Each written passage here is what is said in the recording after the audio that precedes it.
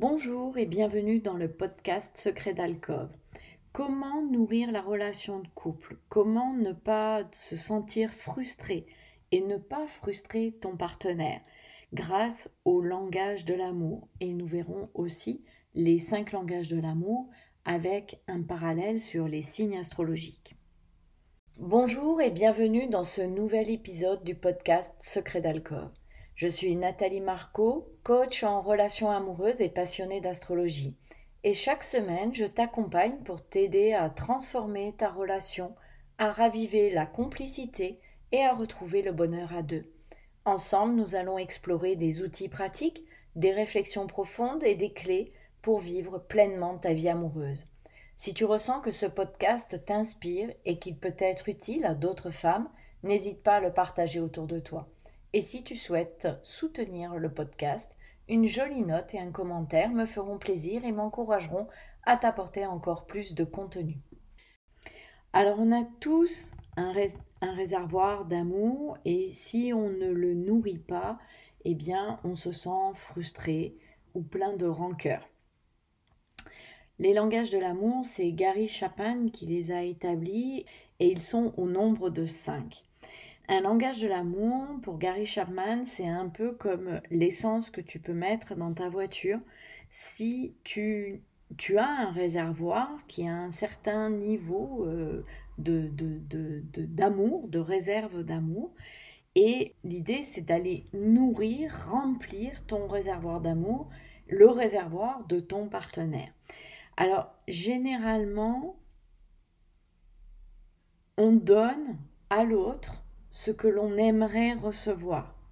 Mais ce n'est pas forcément ce que l'autre a besoin pour se sentir aimé. Et si tu donnes à l'autre un langage de l'amour qui n'est pas le sien, qui n'est pas son langage préférentiel, eh bien, à un moment donné, il risque d'être en panne sèche. Et en panne sèche, c'est un peu comme quand tu n'as plus d'essence dans ta voiture, eh bien, il n'y a plus d'amour et on devient frustré, plein de rancœur. Et c'est là que le couple commence à battre de l'aile sérieusement. Mais déjà, quand le niveau dans le réservoir commence à baisser sérieusement, on ressent déjà un peu des turbulences. Alors, Gary Chapman estime qu'il y a 5 langages. Il y a les paroles valorisantes, les moments de qualité, les cadeaux, les services rendus et le toucher physique. Alors dans les paroles valorisantes, il y a tout ce qui est compliment, encouragement, les mots doux, la gratitude aussi, remercier ton partenaire d'être là. Si lui, c'est son langage de l'amour, bien évidemment. Dans les moments de qualité, tu as des moments à deux, mais pour qu'ils soient vraiment de qualité, il ne faut pas de distraction. Le plus souvent, c'est des moments où on n'a pas d'écran, pas d'ordinateur, pas de télé, pas de téléphone.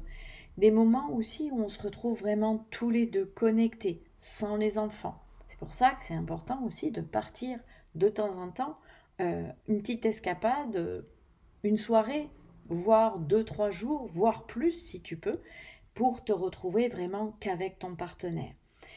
Les cadeaux. Alors les cadeaux, peu importe la valeur en fait. L'important c'est le geste. C'est le geste d'offrir. Et ça peut être un trèfle à 4 feuilles que tu as trouvé en te promenant, comme ça peut être le dernier sac Vuitton qui t'a fait craquer et tu as pensé que ça plairait à ton compagnon, ta compagne. Tu vois, ça n'a pas d'importance la valeur. Ça peut être un bouquet de fleurs que tu as fait en allant faire ton jogging, tu es passé près d'un champ, il y avait des belles fleurs et tu as ramené un bouquet de fleurs à ta compagne. Les services rendus, c'est des gestes concrets. C'est tu apportes ton aide ou tu soulages l'autre pour une tâche particulière. Par exemple, si ton conjoint n'est pas à l'aise avec l'informatique, eh bien, tu peux très bien l'aider sur une tâche informatique pour le soulager dans son travail, tu vois. Tu peux aussi l'aider à faire du bricolage. Voilà, ça c'est des gestes concrets, c'est des services rendus pour l'autre. Et il y a aussi un langage qui est très important, qui est le toucher physique. Le toucher physique, c'est tout ce qui est câlin, baiser, les gestes d'affection, les marques de tendresse, tous les contacts physiques. C'est pas forcément que sexuel. Ça peut être tout simplement se prendre dans les bras une fois par jour pour se faire un câlin, se dire bonjour, avoir des gestes tendres l'un envers l'autre. Souviens-toi toujours que tu vas donner à l'autre ce que tu aimerais recevoir. Comme quand tu fais un cadeau d'ailleurs, souvent on fait un cadeau par rapport à ce que nous on aimerait recevoir. Donc essaie de te souvenir au début de votre relation, comment est-ce que ton partenaire te montrait qu'il t'aimait? Est-ce qu'il te faisait des compliments? Est-ce qu'il recherchait à passer du temps seul avec toi? Ou est-ce qu'il te faisait des petits cadeaux? Est-ce qu'il te rendait des services? Est-ce qu'il était plutôt tactile, à vouloir des bisous, des câlins, des gestes tendres, se donner la main en se promenant par exemple? Tu vois? Et même si toi, c'est pas ton langage préférentiel, donne-lui ce que lui te donnait au début de la relation. Et tu peux très bien aussi lui expliquer, lui dire que tu as découvert les langages de l'amour, lui faire écouter éventuellement ce podcast et de lui dire, ben, tu vois, moi, mon langage préférentiel, ben, par exemple, c'est les moments de qualité. Et je trouve qu'en ce moment, on passe pas assez de temps rien que tous les deux. Est-ce que ce serait OK pour toi qu'on passe plus souvent une soirée en tête à tête, une fois par semaine, par exemple, sans les enfants? On va au resto, on va partager un moment, un thé, un apéro, une balade, tous les deux, une activité sportive ensemble, peu importe. Mais un moment vraiment de tous les deux pour recréer la connexion. Et puis, sur les 5 langages, on en a à peu près 2 à 3 préférentiels. Tous. 2 à 3 préférentiels. Parfois, c'est les 5, mais c'est plus souvent, dans ce que j'ai vu dans les accompagnements, c'est plus souvent 2, voire 3, vraiment super importants, super nourrissants pour la personne. On va rajouter maintenant la partie astro pour les langages de l'amour. Alors les béliers, ce sont des signes d'action. Ils apprécient quand leur partenaire va faire des efforts concrets pour eux. Ils aiment aussi quand ils sont encouragés dans leurs projets. Pour eux, pour les béliers, donc, l'amour se montre par des actions audacieuses et des gestes spontanés. Les taureaux sont des personnes sensuelles, connectées à leur sens. Ils ressentent l'amour à travers des gestes physiques, des marques d'affection comme des câlins, des caresses, ou simplement le fait d'être proches physiquement. Ils ont besoin de stabilité et de tendresse. Les Gémeaux, eux, ils adorent la communication. Alors ils ont besoin de compliments sincères, de conversations intéressantes et de l'humour. C'est essentiel pour eux, pour se sentir aimés. Ils ont besoin aussi de variété et d'échanges intellectuels pour se sentir connectés avec l'autre. Les cancers sont des signes plus émotionnels. Ils se sentent aimés quand leur partenaire va passer des temps de qualité, des moments de qualité avec eux. Ils aiment être en famille et aussi partager des moments intimes à deux. Les lions, eux, ont besoin d'admiration et d'éloges. Ils ont besoin de rayonner. Ils craquent littéralement devant des compliments sincères et ils aiment se sentir valorisés. La reconnaissance et le soutien de leur partenaire est indispensable. Les vierges montrent et reçoivent l'amour par des actes de service.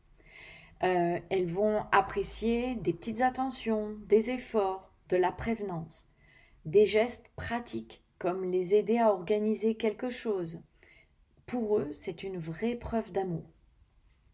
La balance est régie par Vénus. Elle adore la beauté, l'harmonie. Alors la balance, elle, ça va être de recevoir un cadeau. Peu importe la valeur matérielle, c'est une preuve d'amour, un cadeau. C'est le geste qui compte vraiment. bien plus que la valeur du bien. Et les scorpions sont des signes très passionnés.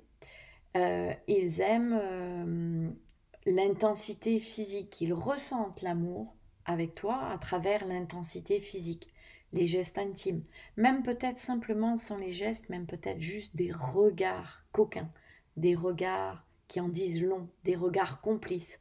Pour eux, c'est un moyen puissant de se connecter avec toi.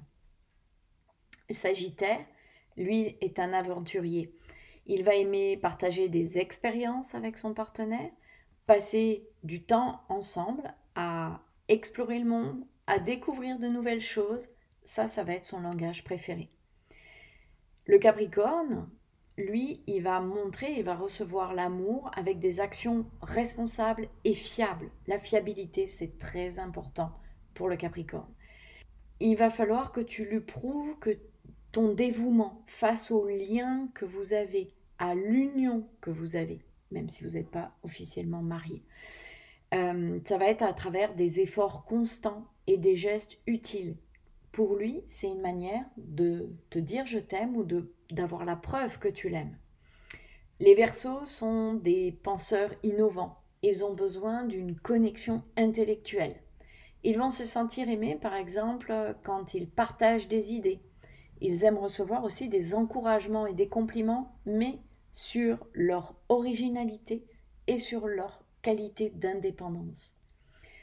Les Poissons, eux, sont des rêveurs émotionnels. Ils ont besoin de moments de proximité et de connexion émotionnelle. Ils vont aimer passer du temps dans un cadre paisible et romantique, c'est encore mieux, ou partager des moments vraiment sincères, des moments de connexion, des moments de qualité pour avoir la sensation d'être aimé. Donc tu vois que tu regardes le signe solaire de ton partenaire, mais tu regardes aussi, si tu connais, son ascendant. Et tu vas voir que tu vas avoir aussi des pistes. Ça peut te donner des indications supplémentaires à la manière dont ton partenaire, ta partenaire te montrait son amour pour toi au début de votre relation. Et surtout, une fois que tu sais tout ça sur les langages de l'amour, c'est bien que tu remplisses le réservoir d'amour de ton partenaire, mais n'oublie pas de lui dire, d'oser lui dire quel est ton ou tes langages à toi préférentiels, de façon à ce qu'il remplisse lui aussi ton réservoir d'amour.